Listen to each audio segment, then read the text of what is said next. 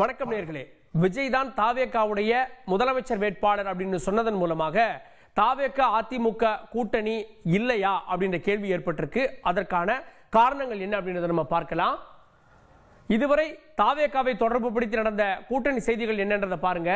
அதிமுக தாவேகா இடையே பேச்சுவார்த்தை நடக்கிறது. 61 சீட்டு 70 சீட்டு அப்படின்லாம் செய்திகள் வந்தப்போ அந்த கட்சியுடைய பொதுச் செயலாளர் புசி ஆனந்த் அதனை மறுத்தார்.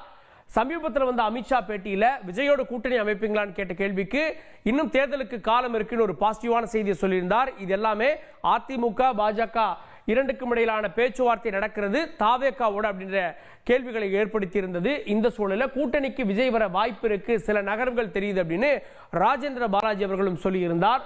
அதிமுகவுடைய முன்னாள் அமைச்சர். அதே நேரத்தில் திமுகவை எதிர்க்கணும்னா நம்ம எல்லாம் ஒன்னா இணையணும் அப்படின்னு பாஜக மாநில தலைவர் திரு நயினார் நாகேந்திரன் அழைப்பு விடுத்திருந்தார். முன்னாள் தலைவர் டாக்டர் தமிழிசை சவுந்தரராஜன் உள்ளிட்டவங்க எல்லாம் அழைப்பு விடுத்திருந்தாங்க. அதிமுக அழைக்க, பாஜக அழைக்க, தாவேகா போய்விடுமா அப்படின்ற கேள்வி இருந்தப்போ 2 பதில்கள் கிடைக்க பெற்றிருக்கிறது.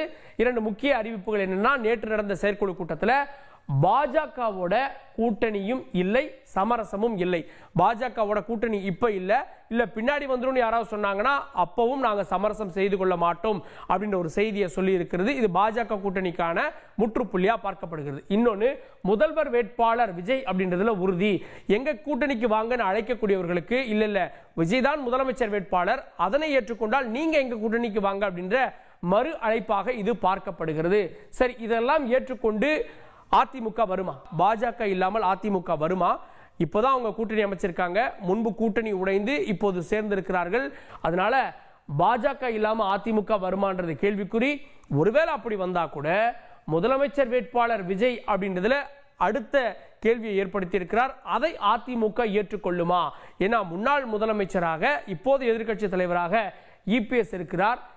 விஜய் நான் தான் முதலமைச்சர் வேட்பாளர் அப்படின்றாரு. இந்த 2 கேள்விகள் இருக்கிறப்போ எப்படி ஒன்னா கூட்டணி சேர முடியும் அப்படின்ற கேள்வியும் ஏற்பட்டிருக்கிறது.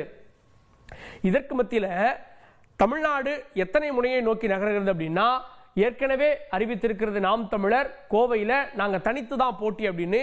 அப்படி பார்க்கிறப்போ திமுக ஒரு கூட்டணி, அதிமுக ஒரு கூட்டணி, தாவேகா ஒரு கூட்டணி, நாம் தமிழர் கட்சி அப்படின்னு மொத்தம் 4 முனை போட்டியை நோக்கி தமிழக தேர்தல் நகர்ந்து கொண்டிருக்கிறது.